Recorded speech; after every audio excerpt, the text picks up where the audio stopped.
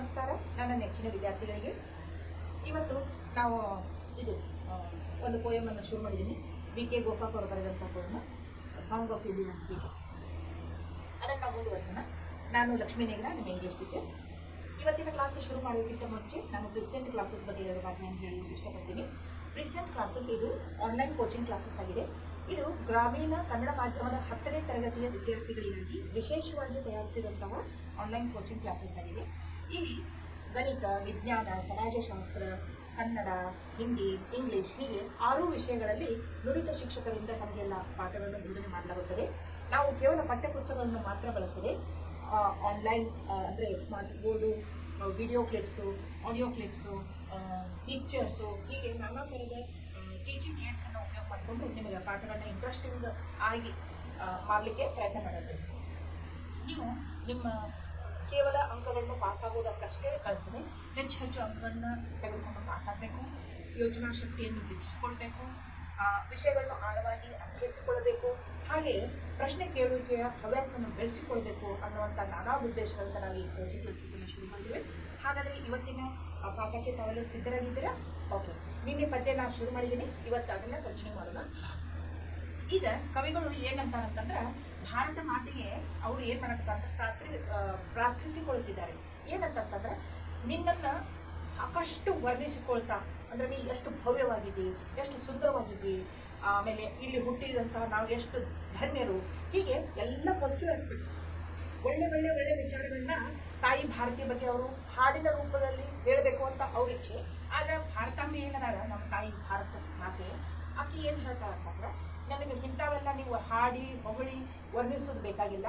ಇಲ್ಲಿ ಎಷ್ಟು ಕಷ್ಟಗಳೊಳಗದಾಗ ನಾವು ಎಷ್ಟು ದಬ್ಬಾಳಿಕೆ ಒಳಗೆ ನನಗೆ ಇತಿಹಾಸ ಬಂದೈತಿ, ಇವತ್ತಿನವರೆಗೂ ಎಷ್ಟು ಸಮಾಜದೊಳಗೆ ಒಳಿತು ಕೆಡುಕುಗಳು ಆಗ್ತಿರ್ತಾವ, ಇಂಥ ವಿಷಯಗಳ ಬಗ್ಗೆ ನೀ ನನಗೆ ಹಾಡು ಅಂತ ಹೇಳಿ ತಾಯಿ ಭಾರತಿ ಅವನಿಗೆ ಹೇಳ್ತಿರ್ತಾನೆ ಯಾವತ್ತು ಕವಿಗೆ. ಈಗ ಸಿಟ್ಟಿಂದ ಏನು ಮಾತಾಡಿಬಿಟ್ರಲ್ಲ ಭಾರತ ಮಾತೆ, ಅವಾಗ ಕವಿಗಳು ಒಂದು ಸ್ವಲ್ಪ ನರ್ವಸ್ ಆದರು. ಅವ್ರಿಗೆ ಒಂಥರ ಭಯ ಬಂದಂಗಾಗ್ತದೆ. ಅವ್ರ ಮಾತುಗಳು ಇಷ್ಟು ಜೋರಾಗಿದ್ದು, ಅದರ ಕೋಪದಲ್ಲಿ ಮಾತಾಡಿದಂಥ ಶಬ್ದಗಳು ಈ ಪರಿ ಅವ್ರ ಕಿವಿ ಮೇಲೆ ಬಿದ್ದು ಅಂತಂದ್ರೆ ಒಂದು ಗಾಂಗ್ ಬಡ್ದಷ್ಟು ಅಂದ್ರೆ ಡೊಳ್ಳು ಇದು ಢಮ್ ಅಂತ ಹೇಳಿ ಆವಾಜ್ ಬರ್ತದೆ ನೋಡಿ, ಗುಯ್ ಗುಯ್ ಗುಯ್ ಗುಯ್ ಅಂತ ಹಂಗೆ ಸಪ್ಪಳ ಅವ್ರ ಕಿವಿ ಮೇಲೆ ಅಪ್ಪಳಿಸ್ದಂಗೆ ಆಯ್ತು. ಆಮೇಲೆ ಒಂದು ಪಕ್ಷಿ ಹೆಂಗೆ ಶಾಂತ ವಾತಾವರಣದ ಉಳ್ದಂಥ ಪಕ್ಷಿಯನ್ನ ಜಗತ್ತಿಗೆ ಹೊಡೆದು ಹಾರಿಸ್ಬಿಡ್ತಾರಲ್ಲ ಹೆದರ್ಸಿ ಒಮ್ಮೆಗೆ, ಹಂಗಾತು. ನರ್ವಸ್ ಆದರೂ ಅವರು ಮನಸ್ಸು ದೃಢ ಮನಸ್ಸು ಮಾಡ್ಕೊಂಡು ಬಿಟ್ಟಿದ್ರು. ಯಾತ್ರ ದೃಢ ಮನಸ್ಸು ಮಾಡ್ಕೊಂಡು ಬಿಟ್ಟಿದ್ರು ಅಂತಂದ್ರೆ ಭಾರತಾಂಬೆಯನ್ನು ಹೊಗಳಿ ನಾನು ಒಂದು ಹಾಡನ್ನು ಹಾಡಲೇಬೇಕು. ಆದರೆ ನಾನು ಅಕ್ಕಿ ಪರ್ಮಿಷನ್ ತಗೊಂಡು ಕೇಳ್ತಿರ್ತಾರೆ ಅವರು, ನಿನ್ನ ಬಗ್ಗೆ ನಾ ಎಂಥ ಹಾಡು ಹಾಡಲಿ ಅಂತ ಕೇಳ್ತಿರ್ತಾರೆ. ಅಕ್ಕಿ ಹೂ ಅಂದ್ರೆ ಅವ್ರು ಹಾಡಬೇಕು ಅನ್ನೋದು ಅವ್ರು ಇಚ್ಛಾಗಿರ್ತೈತಿ. ಸೊ ಅವ್ರು ಇದೇನು ನನ್ನ ಕರ್ತವ್ಯನ ಐತೇನೋಪ್ಪ, ತಾಯಿ ಭಾರತಾಂಬೆಯನ್ನು ಹಾಡಿ ಹೊಗಳಿ ವರ್ಣಿಸಿ ಒಂದು ಪದ್ಯವನ್ನು ನಾ ಅಕ್ಕಿಗೆ ಹಾಡಬೇಕು ಅನ್ನುವಂಥದ್ದು ನನ್ನ ಕರ್ತವ್ಯ ಅನ್ನುವಷ್ಟು ಸೀರಿಯಸ್ ಕವಿಗಳು ತಗೊಂಡ್ಬಿಟ್ಟಿದ್ರು. ಕವಿಗಳು ಏನಂತಂದ್ರೆ ಭಾರತಾಂಬೆಯನ್ನು ಹಾಡಿ ಹೊಗಳುವುದು ನನ್ನ ಕರ್ತವ್ಯ ಅನ್ನುವಷ್ಟು ಅವ್ರು ಅದನ್ನು ಸೀರಿಯಸ್ ಆಗಿ ತೊಗೊಂಡ್ಬಿಟ್ಟಿದ್ರು. ಈಗ ನೋಡ್ರಿ ಅವ್ರು ಏನಂತಾರೆ, nervous I yet would ask deeming it my task.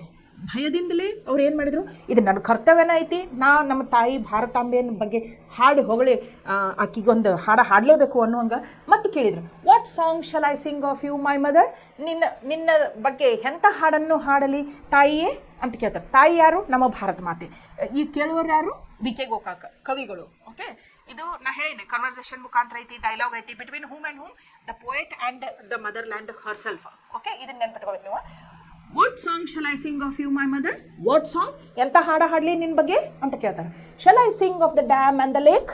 ನೋಡ್ರಿ, ನಾ ಎಂಥ ಹಾಡ ಹಾಡಲಿ ಈಗ ನಿನ್ನ ಬಗ್ಗೆ? ಓಕೆ, ನಾನು ನಮ್ಮ ಭಾರತ ದೇಶದೊಳಗೆ ಸಾಕಷ್ಟು ಆನೆಕಟ್ಟು ಕಟ್ಟಿದಾರಲ್ಲ, ಈಗ ನೀವು ಸಮಾಜಶಾಸ್ತ್ರದೊಳಗೆ ಓದಿರ್ಬೋದು. ಆನೆಕಟ್ಟುಗಳು ಅಂದ್ರೆ ಮಲ್ಟಿಪರ್ಪಸ್ ಪ್ರಾಜೆಕ್ಟ್ಸ್ ಅಂತ ಹೇಳಿ, ಅವು ಒಂದೇ ಉದ್ದೇಶವನ್ನು ಪೂರ್ಣಗೊಳಿಸಂಗಿಲ್ಲ. ಈಗ ನೋಡ್ರಿ, ನಾನಾ ವಿಧವಾದ ಉದ್ದೇಶಗಳನ್ನ ಪೂರ್ಣಗೊಳಿಸ್ತಾರೆ. ಮಲ್ಟಿಪರ್ಪಸ್ ಪ್ರಾಜೆಕ್ಟ್ಸ್ ಅಂತ ಯಾಕಂತೀವಿ ನಾವು ಡ್ಯಾಮ್ಸಿಗೆ ಅಂತಂದ್ರೆ, ಅಲ್ಲಿ ರೈತರಿಗೆ ಹೊಲಗಳಿಗೆ ನೀರು ಹಾಸಕ್ಕೆ ಸರಬರಾಜು ಮಾಡ್ತಾರೆ. ಆಮೇಲೆ ಸಮ್ಮರ್ ಸೀಸನ್ ಒಳಗೆ ಸ್ಟಾಕ್ ಇಟ್ಕೊಳ್ಳೋ ಸಂಬಂಧ ಅದನ್ನು ಉಪಯೋಗ ಮಾಡ್ತಾರೆ. ಹೈಡ್ರೋ ಎಲೆಕ್ಟ್ರಿಸಿಟಿ ಪ್ರೊಡ್ಯೂಸ್ ಮಾಡ್ತಾರೆ. ಆಮೇಲೆ ಬೋಟಿಂಗ್ ಇರ್ತೈತಿ, ರಿಕ್ರಿಯೇಷನ್ ಮಾಡ್ತಿರ್ತಾರೆ ಅಲ್ಲಿ. ಆಮೇಲೆ ಒಂದು ಗಾರ್ಡನ್ ಅಂಥದ್ದು ಈಗ ನೋಡ್ರಿ, ಮೈಸೂರದೊಳಗೆ KRS ಡ್ಯಾಮ್ ಅಂತ ಐತಿ. ಎಷ್ಟು ಟೂರಿಸ್ಟ್ ಪ್ರವಾಸಿಗರು ಅಲ್ಲಿ ಹೋಗ್ತಾರೆ, ನೀವು ಹೋಗಿ ಬಂದಿರ್ಬೋದು. ಓಕೆ, ನಿಮ್ಮ ಸ್ಕೂಲ್ ವತಿಯಿಂದ ಪ್ರವಾಸಕ್ಕಾಗಿ ಅಥವಾ ಪೇರೆಂಟ್ಸ್ ಜೊತೆಯಾಗಿ. ಆಮೇಲೆ ಏನು ಫಿಶಿಂಗ್ದು ಇದನ್ನು ಮಾಡ್ತಿರ್ತಾರೆ, ಮೀನ ಸಾಗಾಣಿಕೆ ಸಾಕಾಣಿಕೆ ಮಾಡ್ತಿರ್ತಾರೆ. ಹಂಗೆ ಅದ್ಭುತವಾದಂಥ ಡ್ಯಾಮ್ಗಳದಾವೆ, ಆಣೆಕಟ್ಟುಗಳದಾವೆ ನಮ್ಮ ದೇಶದೊಳಗೆ ಸಾಕಷ್ಟು. ಭಾಕ್ರಾನಂಗಲ್ ಇರ್ಬೋದು, ಈಗ ಇದು KRS ಇರ್ಬೋದು, ಸಾಕಷ್ಟು ಅಣೆಕಟ್ಟುಗಳದಾವೆ. ಅದ್ರ ಬಗ್ಗೆ ನಾ ವರ್ಣಿಸಿ ಹಾಡ್ಲಾ ಅಂತ ಕೇಳ್ತಾರೆ. ಆಮೇಲೆ ಏನಂತಂದ್ರೆ ಲೇಕ್ ನಮ್ಮ ಈಗ ಧಾರವಾಡದೊಳಗನ ಇದು ಧಾರವಾಡ ಕೆರೆಗಳು ಭಾಳಷ್ಟು ಅದಾವೆ. ಎಷ್ಟು ಕೆರೆಗಳು ಅಂತಂದ್ರೆ ಎಮ್ಮಿ ಕೆರೆ ಅಂತೈತಿ, ಸಾಧನ ಕೆರೆ ಅಂತೈತಿ, ಕೆಳಿಗೆರೆ ಅಂತೈತಿ, ಉಣ್ಕಲ್ ಕೆರೆ ಅಂತೈತಿ. ಹಿಂಗೆ ಭಾಳಷ್ಟು ಕೆರೆಗಳದಾವೆ. ಕೆರೆಗಳು ಅಂತಂದ್ರೆ ಏನು? ಅಲ್ಲಿ ನಿಸರ್ಗದ ಧಾಮ. ನೀರು ಅಂತಂದ್ರೆ ತಂಪು ವಾತಾವರಣ, ನೀರಿಂದನೇ ಜೀವನ, ಜಲಜೀವನ. ಎಲ್ಲದಕ್ಕೂ ನೀರು ಬೇಕು, ಹೌದಿಲ್ಲ? ಅದಕ್ಕೆ ಆಣೆಕಟ್ಟುಗಳ ಬಗ್ಗೆ ಹಾಡ್ಲಾ ನಿಂದು? ಅತಿ ದೊಡ್ಡ ಆಣೆಕಟ್ಟುಗಳನ್ನ ಕಟ್ಟಿದಾರಲ್ಲ ಭಾರತ ದೇಶ, ಅದ್ರ ಬಗ್ಗೆ ಹಾಡ್ಲಾ ಅಥವಾ ಕೆರೆಗಳ ಬಗ್ಗೆ ಹಾಡ್ಲಾ ಅಂತ ಕೇಳ್ತಾರೆ. ಆಫ್ ಸ್ಟೀಲ್ ಮಿಲ್ಸ್, ಇಲ್ಲಿ ನೋಡ್ರಿ, ಇದು ಏನಪ್ಪ ಸ್ಟೀಲ್ ಮಿಲ್ಸ್ ಅಂದ್ರೆ ಸ್ಟೀಲ್ ಮ್ಯಾನುಫ್ಯಾಕ್ಚರಿಂಗ್ ಕಂಪ್ನೀಸ್ ಅದಾವ, ಹೌದಾ? ಅವ್ರ ಬಗ್ಗೆ ಹಾಡ್ಲಾ? ಯಾಕಂದ್ರೆ ಈಗ ನಮ್ಮ ಭಾರತ ದೇಶ ಮುಂದುವರೆ ಆಗ್ತೈತಿ, ಇಂಡಸ್ಟ್ರಿಯಲ್ ವೈಸ್ ಅನ್ನು ಮುಂದುವರೆ ಆಗ್ತೈತಿ. ಆ ಸ್ಟೀಲ್ ಮಿಲ್ಸ್ ಬಗ್ಗೆ ಹಾಡ್ಲಾ ಅಂತ ಕೇಳ್ತಾರೆ. ಆಮೇಲೆ ದ ಶಿಪ್ ಬಿಲ್ಡಿಂಗ್ ಯಾರ್ಡ್, ನೀವು ದೊಡ್ಡ ದೊಡ್ಡ ಹಡಗುಗಳನ್ನ ನೋಡಿರ್ಬೋದು. ಅವನ್ನ ಹಡಗುಗಳನ್ನ ಕಟ್ಟಬೇಕಾಗ್ತೈತಿ, ಅದಕ್ಕೆ ದೊಡ್ಡ ಪ್ರಮಾಣದೊಳಗೆ ಒಂದು ಏರಿಯಾ ಇರ್ತೈತಿ. ಶಿಪ್ ಬಿಲ್ಡಿಂಗ್ ಅಂದ್ರೇನು?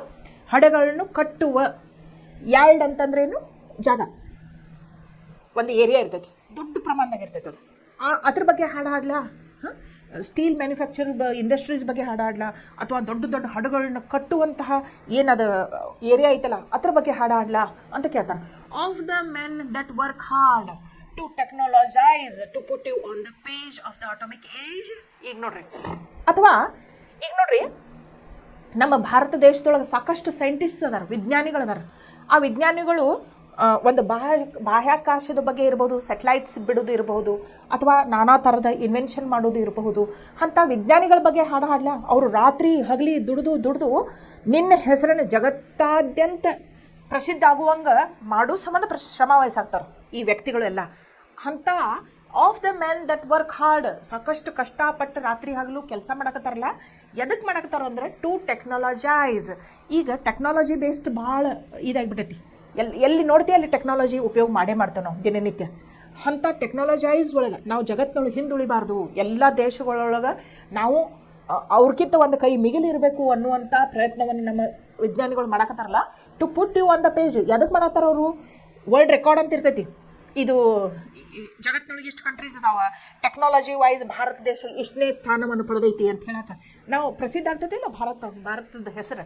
ಆಫ್ ದ ಅಟಾಮಿಕ್ ಏಜ್ ನೋಡ್ರಿ, ಇವರು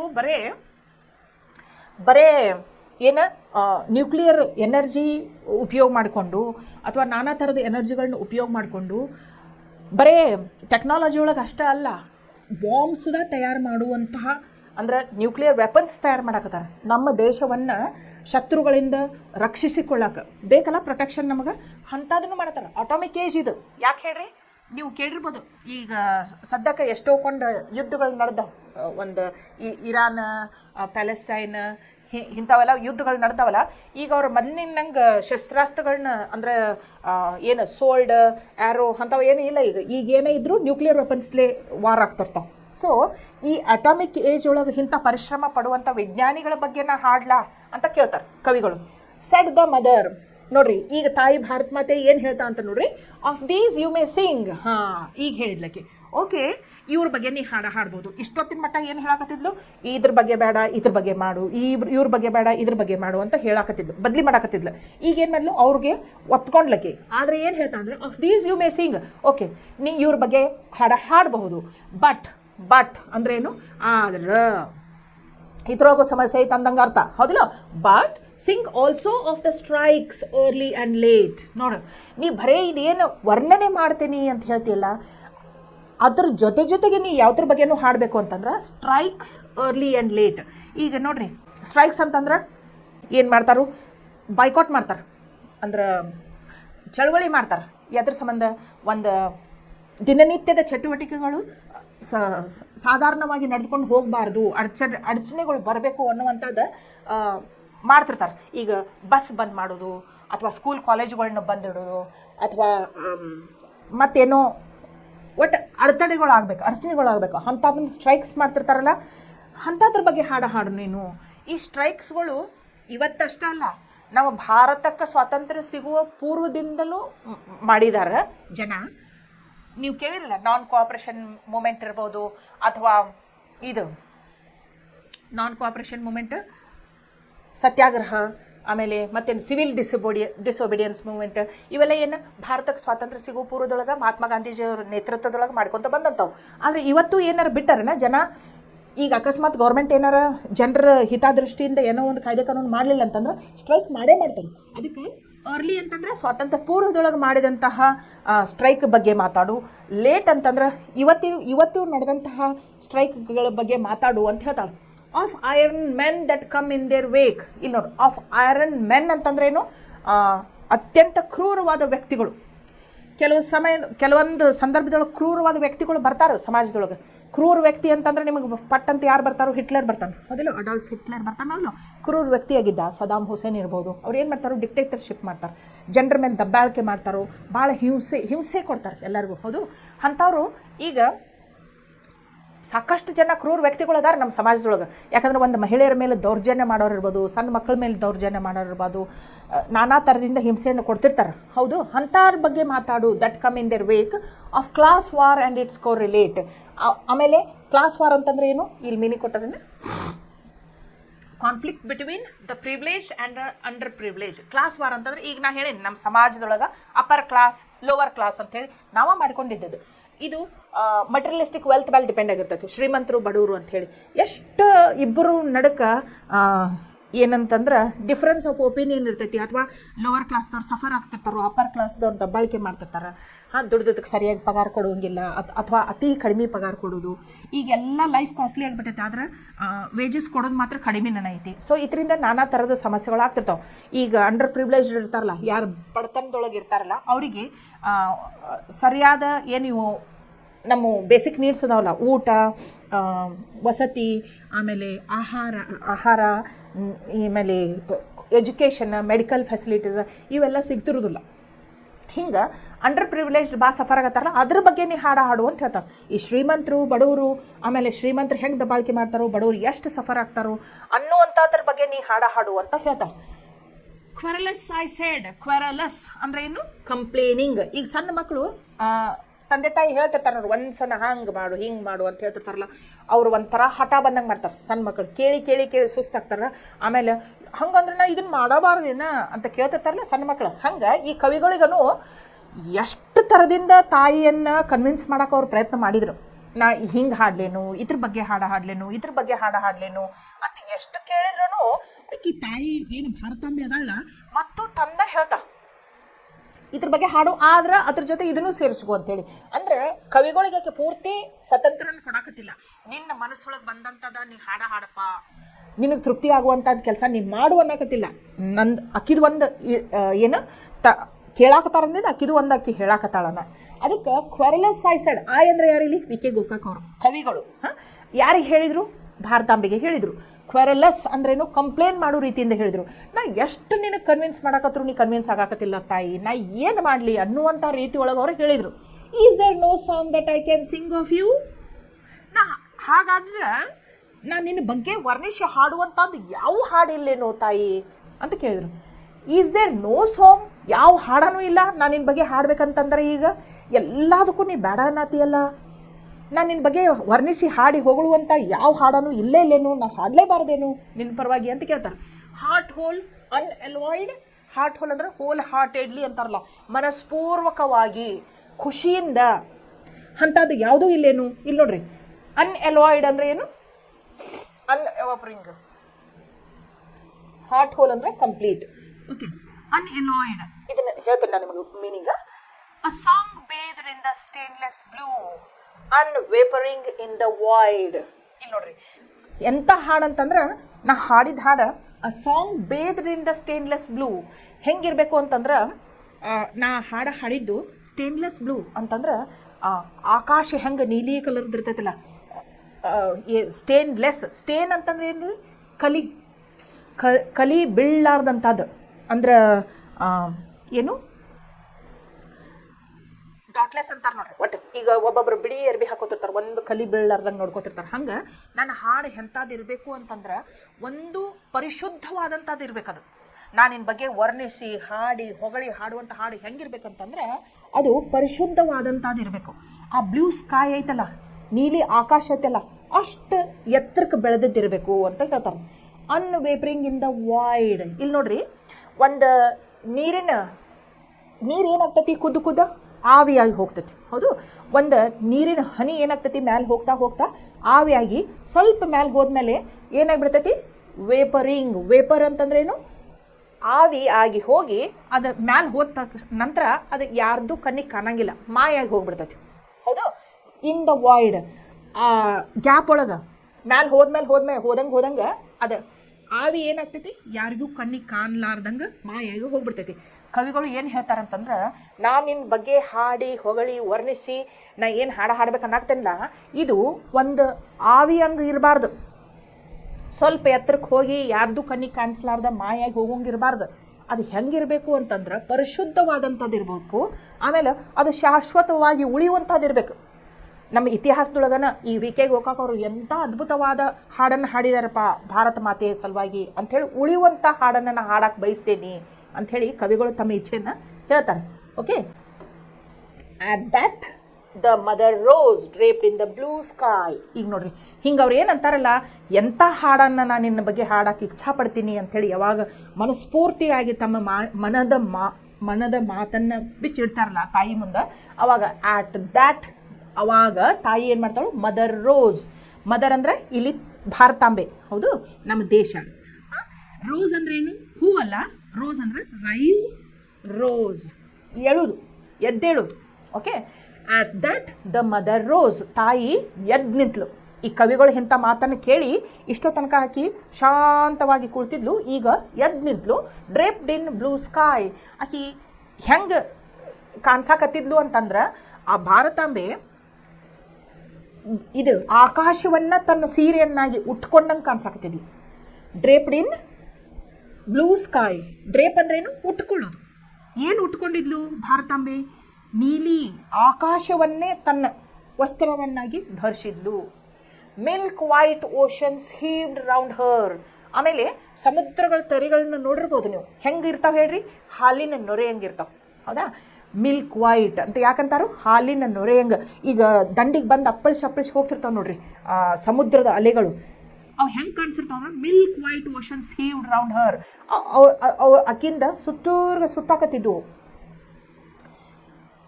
there waves were the entrancing and enthroning light. ಆ ಏನವು ತೆರೆಗಳು ಬಂದು ಅಪ್ಪಳಿಸಿ ಹೊಂಟಿದ್ವಲ್ಲ, ಅವು ಹೆಂಗಿದ್ವು ಅಂತಂದ್ರೆ ಎಂಟ್ರಾನ್ಸಿಂಗ್ ಆ್ಯಂಡ್ ಎಂಥ್ರೋನಿಂಗ್ ಲೈಟ್. ಅವುಗಳು ಹೆಂಗೆ ಕಾಣಕತ್ತಿದ್ವು ಅಂತಂದ್ರೆ, ಥ್ರೋನ್ ಅಂದ್ರೆ ಏನು, ಸಿಂಹಾಸನ. ಆ ಅಲೆಗಳ ಮೇಲನ ಅಕ್ಕಿ ಅವನ್ನ ಸಿಂಹಾಸನ ಮಾಡಿಕೊಂಡು ಅದ್ರ ಮೇಲೆ ಹತ್ತಿ ಕುಂತಂಗೆ ಕಾಣಿಸಾಕತ್ತಿದ್ಲು. ಅಂದ್ರೆ ನೋಡ್ರಿ, ಕವಿಗಳು ಎಷ್ಟು ಇದಿರ್ತಾರಂತಂದ್ರೆ ಅವ್ರ ಕಾಲ್ಪನಿಕ ಶಕ್ತಿ ನಿಮ್ಮಂಗೆ ಇರುವುದಿಲ್ಲ, ಭಾಳ ಹೆಚ್ಚಿನ ಪ್ರಮಾಣದೊಳಗೆ ಇರ್ತೈತಿ. ವರ್ಡ್ಸ್ ಹೆಂಗೆ ಉಪಯೋಗ ಮಾಡ್ತಾರೆ ನೋಡ್ರಿ ಅವರು. ಅದೇನು ಸಮುದ್ರದ ಅಲೆಗಳು ದಂಡಿಗೆ ಬಂದು ಅಪ್ಪಳಿ ಹೋಗ್ತಿರ್ತಾವಲ್ಲ, ಅವು ಹಾಲಿನ ನೊರೆಗಳ ಇದ್ದಂತಹ ಹೊಳಪು ಅವತ್ರೊಳಗಿರ್ತೈತಿ. ಆ ಅಪ್ಪಳಿಸಿ ಹೋಗುವಂಥ ತೆರೆಗಳನ್ನ ಈಕಿ ಭಾರತ ಮಾತೆ ಏನು ಮಾಡ್ಕೋತಾಳಂತ, ತನ್ನ ಸಿಂಹಾಸನವನ್ನು ಮಾಡಿಕೊಂಡು ಅದ್ರ ಮೇಲೆ ಹತ್ತಿಕೊಂಡಿರ್ತಾಳಂತ. ನೋಡ್ರಿ ಏನು ಅದ್ಭುತವಾಗಿ ಕವಿಗಳು ವರ್ಣಿಸ್ತಾರಂತ ಹೇಳಿ. On which she sat and road the book of the ಮಾರೋ.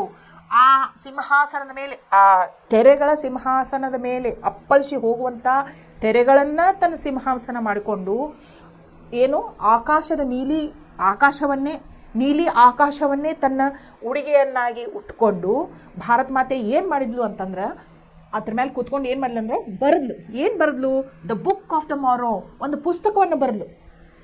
ನಾಳೆಗಾಗಿ ಒಂದು ಪುಸ್ತಕವನ್ನು ಬರೆದ್ಲು. ಯಾರಿಗಾಗಿ ಬರೆದ್ಲು, ನಮ್ಮ ದೇಶಕ್ಕಾಗಿ ಬರೆದ್ಲು. ನಮ್ಮ ದೇಶದ ಭವಿಷ್ಯ ಹೆಂಗಿರಬೇಕು ಅನ್ನುವಂಥದ್ರ ಬಗ್ಗೆ ಆ ಪುಸ್ತಕದೊಳಗಾಕಿ, ಮಾರೋ ಅಂದ್ರೇನು, ಟುಮಾರೋ, ನಾಳಿನ ಭವಿಷ್ಯದ ಬಗ್ಗೆ, ದೇಶದ ಭವಿಷ್ಯದ ಬಗ್ಗೆ ಆಕಿ ಆ ಪುಸ್ತಕದೊಳಗೆ ಬರೆದ್ಲು. Her forehead open like earth's destiny. ಆಕೆ ಏನು ಕುಳ್ತಿದ್ಲಲ್ಲ, ಆಕಿ ಹನಿ ಹೆಂಗೆ ಕಾಣಿಸಾಕ್ತಿತ್ತು ಅಂದ್ರೆ, ವಿ ಕೆ ಗೋಕಾಕ್ ಅವ್ರಿಗೆ ಕವಿಗಳಿಗೆ ಹೆಂಗೆ ಕಾಣಿಸಾಕತ್ತಿತ್ತು ಅಂದ್ರೆ, ಆಕಿ ಹನಿ ಫೋರ್ ಹೆಡ್ ಅಂದ್ರೆ ಏನು, ಇದು ಹನಿ, ಓಕೆ, ಓಪನ್ಡ್, ಅದು ತೆರೆದಂಗೆ ಕಾಣಿಸ್ತವ್ರಿಗೆ. ಲೈಕ್ ಅರ್ಸ್ ಡೆಸ್ಟಿನಿ, ಆ ಹಣೆ ಮೇಲೆ ಏನು ಅದು ಓಪನ್ ಆದಂಗೆ ಕಾಣಿಸಾತಿತ್ತಲ್ಲ, ಅದ್ರೊಳಗೆ ವಿ ಕೆ ಗೋಕಾಕ್ ಅಂದ್ರೆ ಕವಿಗಳಿಗೆ ಏನು ಕಾಣಿಸಾಕತ್ತಿತ್ತು ಅಂದ್ರೆ ನಮ್ಮ ಭಾರತದ ಭವಿಷ್ಯ ಕಾಣಕತ್ತಿತ್ತು. ಆ ತಾಯಿ ಭಾರತಾಂಬೆಯ ಹಣೆಯ ಮೇಲೆ, ಹಣೆ ಬರ ಅಂತಾರಲ್ಲ, ಆ ಹಣೆಯ ಮೇಲೆ ನಮ್ಮ ಭಾರತ ದೇಶದ ಭವಿಷ್ಯವನ್ನು ಅವ್ರು ಕಾಣಕತ್ತಿದ್ರು. ಈಲ್ಡಿಂಗ್ ದ ಸನ್ ಗಾಡ್, ನೋಡಿ ಈಲ್ಡ್ ಅಂದರೆ ಏನು, ಶ್ರೀಮಂತ ಆಗೋದು. ಸನ್ ಗಾಡ್ ಕ್ಯಾನ್ಸಲಿಂಗ್ ಆಲ್ ಸಾರೋ. ಸನ್ ಗಾಡ್ ಅಂತಂದ್ರೆ ಏನು, ಯಾವತ್ತಿದ್ರು ನಾವು ಇದು ಒಳ್ಳೆತನದನ್ನ ಹೆಂಗೆ ವರ್ಣಿಸ್ತೇವೆ ಅಂತಂದ್ರೆ, ಸೂರ್ಯೋದಯ ಉದಯ ಆಗ್ತೈತಿ ನೋಡ್ರಿ, ಕತ್ತಲನ್ನು ಹೋಗ್ಲಾಡಿಸ್ಕೋಂತ ಬೆಳಕನ್ನು ತಗೋಂತ ಬರ್ತೈತಿ. ಹಂಗೆ ನಮ್ಮ ದೇಶದ ಭವಿಷ್ಯ ಯಾವ ರೀತಿಯಾಗಿರಬೇಕು ಅಂತಂದ್ರೆ, ಕತ್ತಲವನ್ನು ಹೋಗಲಾಡಿಸಿ ಎಲ್ಲೆಡೆ ಬೆಳಕು ಪಸರಿಸಬೇಕು. ಅಂದ್ರೇನು, ಬ್ರೈಟ್ನೆಸ್ ಇರಬೇಕು, ಅಂಧಕಾರ ಇರಬಾರ್ದು. ಏನು, yielding the sun god cancelling all sorrow. ಇದೇನು ಇಷ್ಟು ವರ್ಷಗಳಿಂದ ನಮ್ಮ ಭಾರತ ಏನು ಕಷ್ಟಗಳನ್ನ ಎದುರಿಸ್ತಾ ಬಂದೈತಲ್ಲ, ಯಾಕಂದ್ರೆ ದಬ್ಬಾಳಿಕೆ ಎಷ್ಟು ಪ್ರಮಾಣದೊಳಗಿತ್ತು ಅಂತಂದ್ರೆ, ಯಾವಾಗಲೂ ನಮ್ಮ ಭಾರತ ಮಾತೆ ಭಾಳ ಶಾಂತ ರೀತಿಯಿಂದ ಇರುವಂಥ ಕೇಕಿ. ಭಾಳ ಏನು ಹೊರದೇಶದಿಂದ ಬಂದಂಥವ್ರು ಫಾರಿನರ್ಸ್ ನಮ್ಮನ್ನು ಭಾಳ ಆಳಿದರು. ಮುಸ್ಲಿಮ್ಸ್ ಇರಬಹುದು, ನೀವು ಹಿಸ್ಟ್ರಿ ಒಳಗೆ ಓದಿದ್ದೀರಿ. ಆಮೇಲೆ ಇತ್ತೀಚೆಗೆ ಯಾರು ಬ್ರಿಟಿಷರು ಇರ್ಬೋದು, 200 ವರ್ಷಕ್ಕಿಂತ ಹೆಚ್ಚು ಅವರು ನಮ್ಮನ್ನು ಆಳಿದ್ದು. ಅದನ್ನೆಲ್ಲ ಹೋಗಲಾಡಿಸಿ ಇಟ್ ವಾಸ್ ಕ್ಲಿಯರ್ ಡೌನ್. ಈಗ ಹೆಂಗಿತ್ತು ಅಂತಂದ್ರೆ, ನಮ್ಮ ಭಾರತ ದೇಶದ ಭವಿಷ್ಯ ಹೆಂಗಿತ್ತು ಅಂತಂದ್ರೆ ಕ್ಲಿಯರ್ ಡೌನ್. ಡೌನ್ ಅಂದ್ರೆ ನಾ ಹೇಳೀನಿ ಏನ, ನಸುಕು ಅಂತಾರೆ. ನಸುಕು ಅಂದ್ರೆ ಏನು ಹೇಳಿ, ಡಾನ್ ಅಂದ್ರೆ ಏನು, ಸೂರ್ಯೋದಯ ಆಗೋದಕ್ಕಿಂತ ಮುಂಚೆ ಸ್ವಲ್ಪ ಬೆಳಕು ಬಂದಿರ್ತೈತಿ. ಕತ್ತಲ ಹೋಗಿ ಬೆಳಕು ಬಂದಿರ್ತೈತಿ, ಆದ್ರೆ ಸೂರ್ಯೋದಯ ಆಗಿರೋದಿಲ್ಲ. ಇದು ಪ್ರಾಬಬ್ಲಿ 5 ರಿಂದ 6 ಗಂಟೆ time. Okay, so it was clear Don like a nightmare flood the night. ಇದು ಮುಂಜಾನೆ ಎಷ್ಟು ಕ್ಲಿಯರ್ ಇತ್ತು ಅಂತಂದ್ರೆ,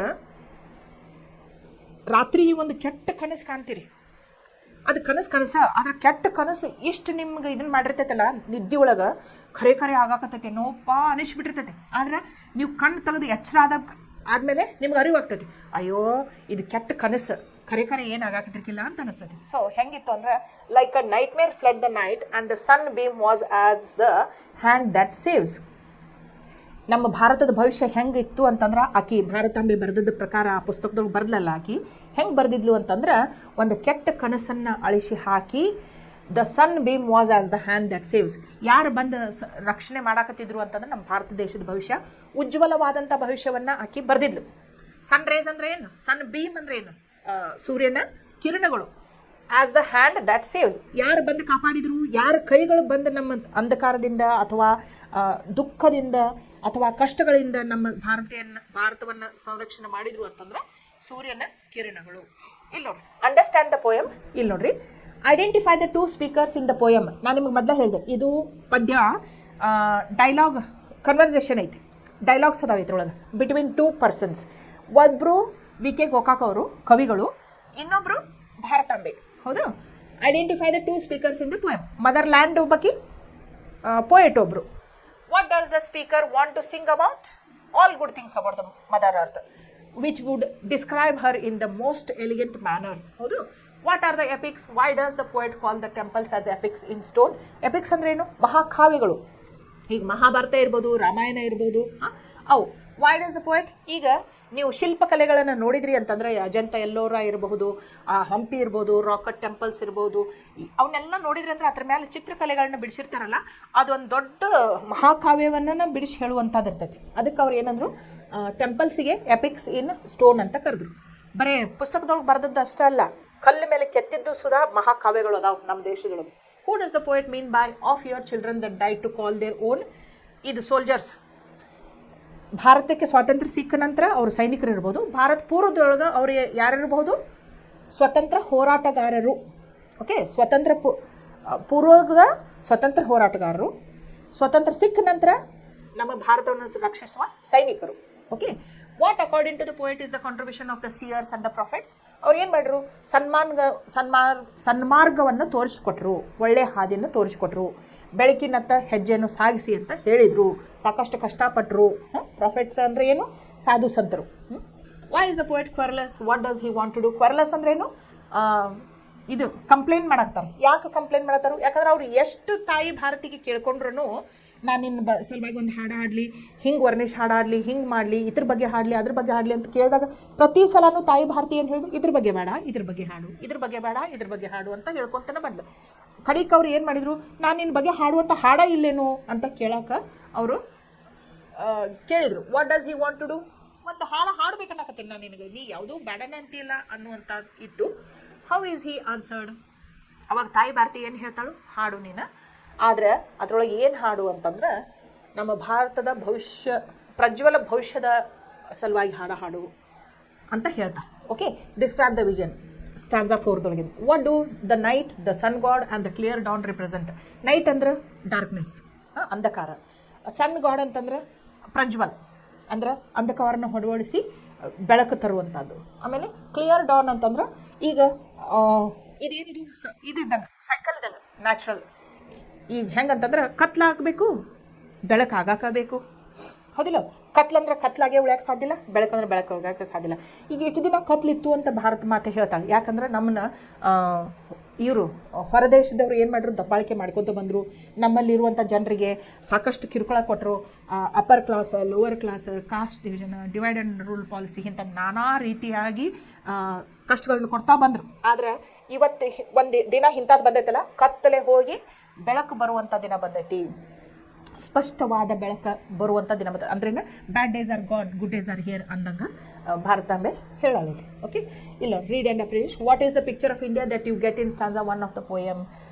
ನಿಮ್ಗೆ ಭಾರತದ ಬಗ್ಗೆ ಹೆಂಗೆ ಅನಿಸ್ತೈತಿ ಫಸ್ಟ್ ಸ್ಟಾನ್ಸಾ ಒಳಗೆ ಅಂತ ಕೇಳೋದು. How does the poet describe the mother's anger, name the figure of speech used in stanza 2. ಇದು ಸಿಮಿಲಿ ಆಮೇಲೆ ಪರ್ಸಾನಿಫಿಕೇಶನ್ ಉಪಯೋಗ ಮಾಡ್ಯಾರ. ಸಿಮಿಲಿ ಐತೆ ನೋಡ್ರಿ, ಗಾಂಗ್, ಆಕಿ ಧ್ವನಿ ಹೆಂಗಿತ್ತು ಅಂತಂದ್ರೆ ಗಾಂಗ್ ಬಗ್ಗೆ ಹಂಗಿತ್ತು ಅಂತ. Explain the lines, a song based in the stainless blue and mapling the white. What does the motherland writing the book of the marrow signify. Write in brief your vision of the future of India. ನಿಮ್ಮ ಪ್ರಕಾರ ನಮ್ಮ ಭಾರತದ ಭವಿಷ್ಯ ಹೆಂಗಿರಬೇಕು, ನೀವು ಭಾರತವನ್ನು ಹೆಂಗೆ ನೋಡಕ್ಕೆ ಬಯಸ್ತೀರಿ ಅನ್ನುವಂಥದ್ದನ್ನು ನೀವು ಬರಿಬೇಕು. ಓಕೆ, ವಿ ಕೆ ಗೋಕಾಕ್ ಅವ್ರ ಬಗ್ಗೆ ನಾನು ನಿಮಗೆ ಹೇಳೇನಿ. ಸೊ ಇವತ್ತಿಗೆ ಈ ಪೋಯಮಿಂದ 4 ಮಾರ್ಕ್ಸಿಗೆ ಸಮರಿ ಬರೀರಿ ಅಂತ ಬರ್ತೈತಿ. ಸೊ ನೀವು ಏನು ಮಾಡಬೇಕು, ಪದ್ಯದ ಸಾರಾಂಶವನ್ನು ಸರಿಯಾಗಿ ಓದಿ ಅರ್ಥ ಮಾಡಿಕೊಂಡು ಅದನ್ನು ಪದ್ಯದ ಸಾರಾಂಶನ ಬರೆಯುವ ವಿಚಾರ ಮಾಡಬೇಕು. ಓಕೆ, ಇವತ್ತಿನ ಕ್ಲಾಸ್ ಇಲ್ಲಿಗೆ ಮುಗಿಸೋಣ. ನಮಸ್ಕಾರ.